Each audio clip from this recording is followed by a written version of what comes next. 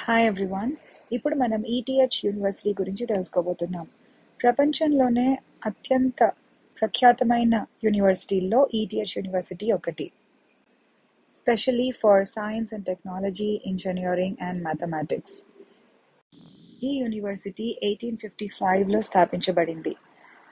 It has been home to 22 Nobel Prize winners, including Albert Einstein. ఇక్కడ మీరు bus stop పేరు కూడా చూస్తే ఈటీహెచ్ యూనిష్పిటాల్ అని ఉంది. ఎందుకంటే ఈటీహెచ్ యూనివర్సిటీ తర్వాత ఆపోజిట్లో మొత్తం హాస్పిటల్స్ ఉన్నాయన్నమాట.